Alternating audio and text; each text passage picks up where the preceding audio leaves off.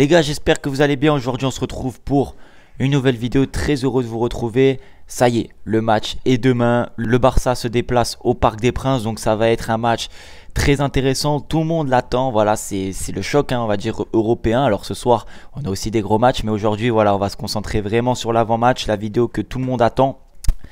On va parler de plusieurs choses, donc on va pas non plus revenir sur tout, la situation du PSG, les points forts, les points faibles. Pourquoi? Parce que j'ai fait déjà 2 vidéos là-dessus cette semaine. On a beaucoup parlé du match. Aujourd'hui, on va essayer de globaliser tout ça, d'essayer de faire en sorte voilà, d'avoir tous les éléments pour que ça soit plus facile pour vous. Donc déjà, le groupe, il est sorti. Il est sorti là, il y a 1 heure ou 2 heures à peu près. Il y a Frenkie de Jong et Pedri bien sûr qui sont dans le groupe sans l'accord du staff médical apparemment.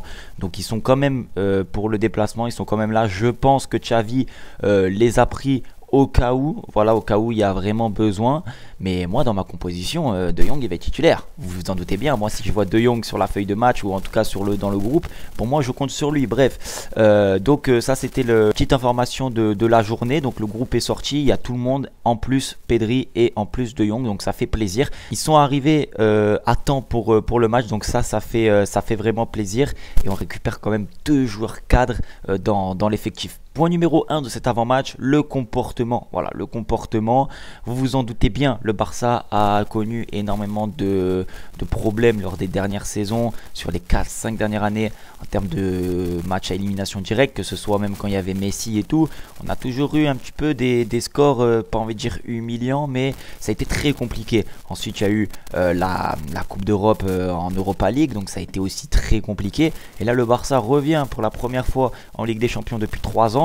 Et ils sont en quart de finale de Ligue des Champions face au PSG. Donc le comportement adapté doit être irréprochable. Alors on peut déjà se dire, peut-être certains, oui c'est déjà bien d'être arrivé en quart de finale à double confrontation, c'est du 50-50, il va falloir jouer le match à 500% et essayer d'aller faire un résultat là-bas au Parc des Princes, faire un gros match, mais le comportement adopté doit être irréprochable, c'est-à-dire dans les courses, les joueurs ils doivent courir. Moi je veux pas que là-bas les Barcelonais repartent là-bas en ayant des regrets. Voilà, en ayant des regrets, en se disant bon, on a perdu peut-être le match 1-0, 2-1, mais on n'a pas assez couru ou on n'a pas assez tenté. Et ça c'est le comportement. Et le Barça, je pense que le Barça de Xavi, en termes de comportement cette saison, il nous a fait un petit peu de défaut quelquefois.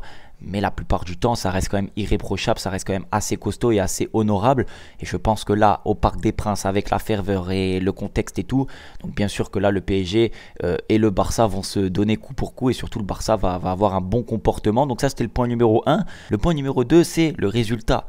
Est-ce que vous voyez le résultat comme la première chose, la primordiale on va dire de la rencontre, ou est-ce que justement la rencontre va se jouer plutôt au match retour la semaine prochaine? Moi je vois un peu des deux, c'est-à-dire que je pense que le Barça ne peut pas aller au Parc des Princes en se disant on va faire un match nul, on va essayer de ne pas perdre, si on ne gagne pas le match c'est pas grave.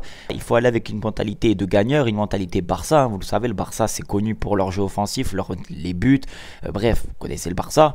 On peut pas aller là-bas en se disant on va faire un match nul ou on va essayer de pas perdre. Ça c'est pas le bon comportement justement, ça se rejoint au premier point et c'est pas le bon résultat, en tout cas celui qui te mettra favorable pour le match retour. Moi je pense que le Barça doit avant tout prendre du recul sur la situation, savoir de où il vient. Voilà, et se dire que là c'est du 50-50, c'est-à-dire que si ça aurait été Manchester City, je vous aurais dit bon, c'est vrai, le Barça va peut-être aller à l'Etihad pour ne pas perdre. Aujourd'hui c'est le PSG, PSG qui a une très bonne équipe, ok, qui a des bons arguments, mais qui a aussi beaucoup de faiblesses, beaucoup de défauts, on en a parlé.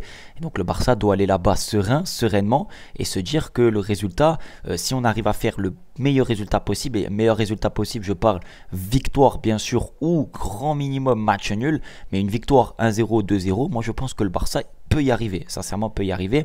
Après le PSG va avoir des arguments, va falloir être costaud dans les deux défenses, que ce soit dans les deux surfaces, offensive et défensive. On va avoir des contres, on va subir des occasions, Mbappé va être dangereux, il peut se passer plein de choses, peut-être que le PSG va gagner 2-3-0, j'en sais rien.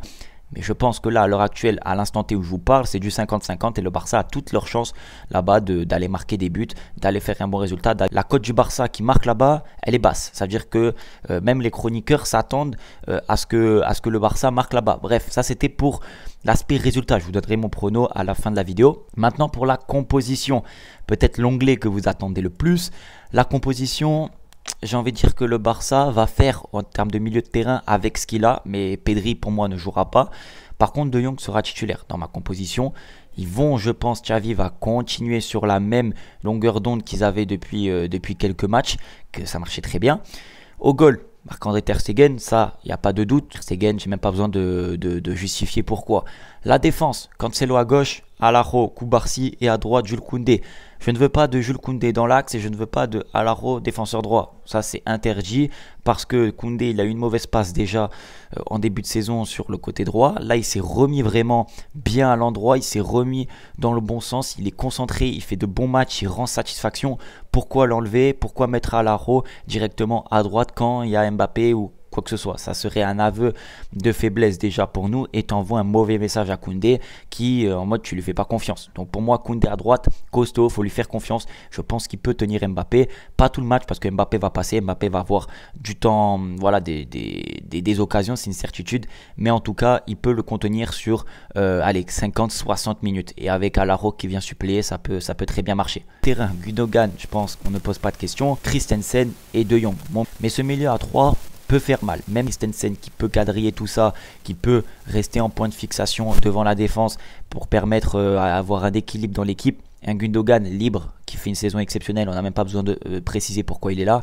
Et un De Jong, lui, qui peut justement faire peut-être 50-60 minutes à haute intensité pour ensuite laisser la place par exemple à un Fermin Lopez qui va me donner un peu de peps ou un Sergio Roberto aussi qui va se la donner. Ça peut être une solution. Je pense que ce milieu à 3 dans tous les cas sera supérieur sur le papier au milieu du PSG. Ça c'était pour le milieu. L'attaque, il y a débat sur le flanc gauche. Est-ce que Rafinha va jouer? Est-ce que Joao Félix va jouer? Je pencherai plus du côté de Rafinha. Pourquoi? Parce que Joao Félix, c'est un joueur exceptionnel, un joueur de grand match, un joueur de talent, ce que vous voulez, il n'y a pas de souci. Sauf que Rafinha, en termes de comportement, d'abnégation, il n'y a rien à dire. Il va courir, il va faire les efforts, il va se la donner, il va même au-delà de ses efforts, balle au pied, peut être intéressant. Il a une bonne patte gauche, donc il peut mettre des bons centres. Il peut être une arme vraiment offensive pour le Barça, surtout qu'il est en bonne forme. Tandis qu'un Joao Félix qui plus lui sera en sortie de banc, si justement le match n'avance pas, si le Barça a besoin d'occasion, de situation, Joao Félix pourra créer ce genre de problème-là. Donc à gauche pour moi Rafinha. Devant Lewandowski, ça je pense qu'il n'y a pas de doute. C'est le joueur sur qui on compte lors de ces matchs, c'est Lewandowski.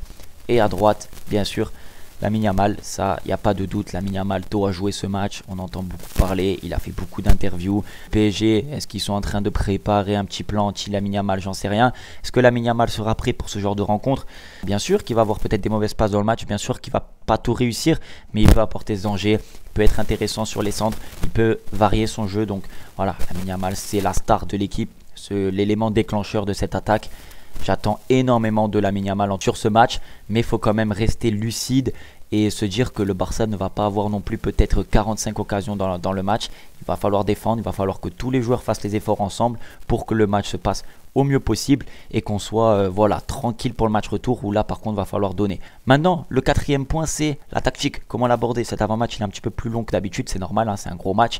Comment aborder un petit peu tactiquement tout ça? Moi je pense que le Barça doit faire un gros pressing d'entrée pour voilà, répondre au PSG tout en faisant attention au ballon dans le dos. On le sait, le Barça, parfois la gestion de la profondeur c'est un petit peu compliqué, mais faire un gros pressing parce que comme j'ai dit sur les points faibles du PSG, le pressing c'est un gros défaut chez eux. Ils n'arrivent pas à sortir du pressing, ils n'arrivent pas à sortir de la densité. Faire un gros pressing, les harceler et justement quand on va récupérer des ballons, parce qu'on va récupérer des ballons, là va falloir exploser, aller vite et faire mal, piquer cet adversaire directement, piquer le PSG.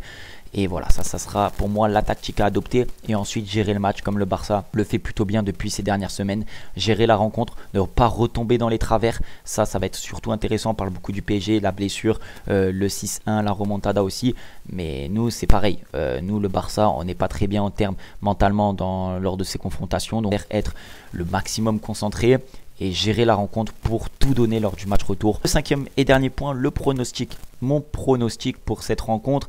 Sincèrement, je vois le match nul là-bas au Parc des Princes. Je ne sais pas si le PSG va gagner ou si le Barça va gagner. Je vois aucune des deux équipes gagner. Je vois vraiment le match nul, par exemple, un but partout, un 2 buts partout, un match avec du spectacle, un match avec des occasions.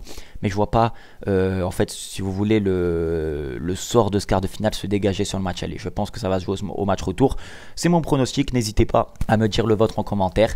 En tout cas, ça m'a fait très plaisir cet avant-match. Je sais que vous êtes chaud, je sais que vous êtes impatient, tout comme moi, tout comme nous. Je vous dis à la prochaine. Prenez soin de vous et de votre famille. Ciao.